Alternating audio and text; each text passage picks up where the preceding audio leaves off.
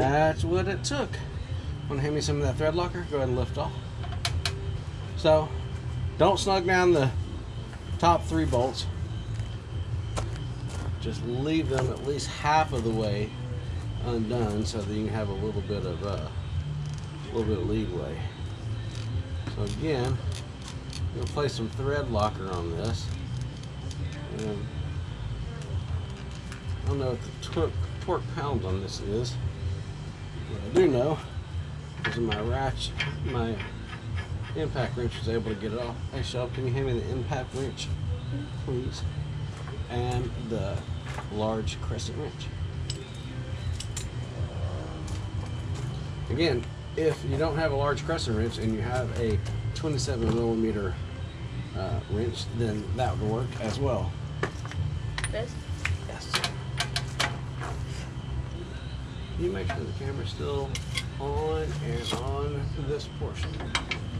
You just tap the screen in the back. I did what? Just tap that screen in the back. Does it show this portion well? I don't know, I can see your face, and I can see like the front over here. Well, my face is not what I'm trying to show. Alright, so we're gonna go ahead and put this on fully forward.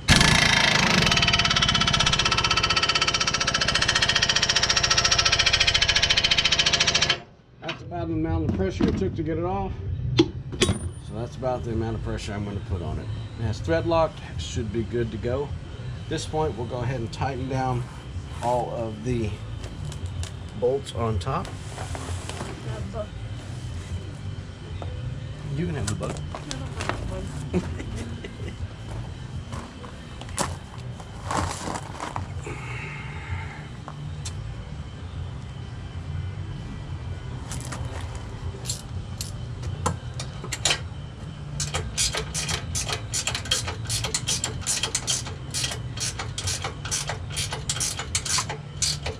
Can you go ahead and pull this bar out, please? That will help you. Yeah, I'm taking this out first. And we have a stranger pulling in my driveway. I thought it would be mom too, but it's not. No, that's not my stuff. No. That's nice. People love to turn in their driveways and use our driveway to turn around. We're near the end of the road. However, there's an intersection literally 50 foot past us that people could easily turn around in. Alright, so I can just put it over there out of the way right now. So I want to make sure that this is being filmed well. I'll raise this up a little bit. So what we're working on now is doing these top bolts. So per the Chilton's book,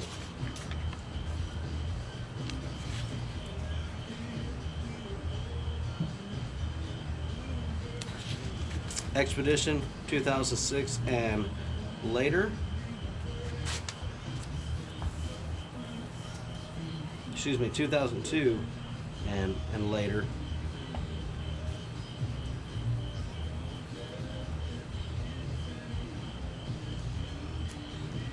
the shock absorber mounting bolts are 35 psi. So 35 pounds on the torque on these upper bolts. Well, as most of you know that are watching this, 35 pounds isn't really a whole lot of weight. Matter of fact, due to the fact that it's such a small amount of weight, I'm not even going to put a torque wrench on it. I'm just going to tighten them down snug and then go another turn. And that's at least 35 pounds.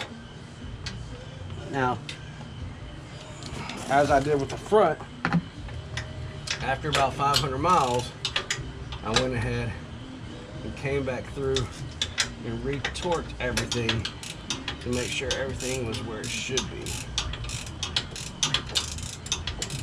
So, meaning that we only took the stabilizing bar and the lower control arm off, you know, instead of taking apart everything else.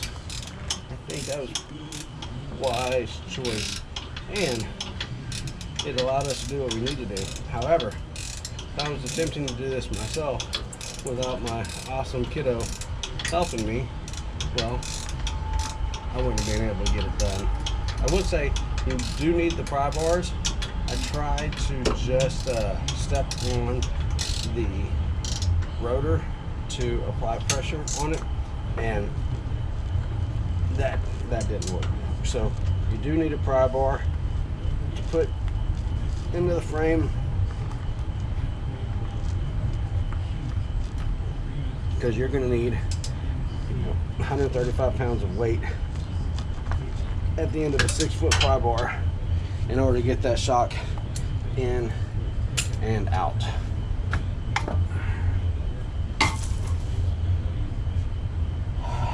The new shock, coilover spring strut shock, is now in. So we will go to now reinstalling the stabilizer back into the knuckle along with the lower control arm.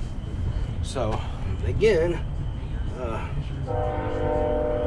back of this stabilizer bar is a 17 millimeter. Now that we have the new shock in, instead of lifting up, we actually have to apply downward pressure. It's 15 millimeter and then 17 millimeter on the back. What I'm gonna do, I'm gonna move this light around so y'all can see what I'm doing along with the camera.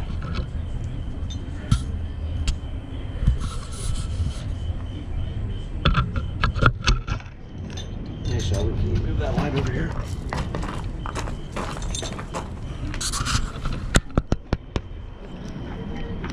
So again, we are working with the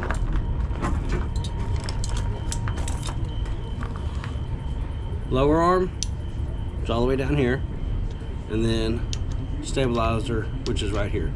15 millimeter, both of these are 15 millimeter, 17 millimeter on the back side of that.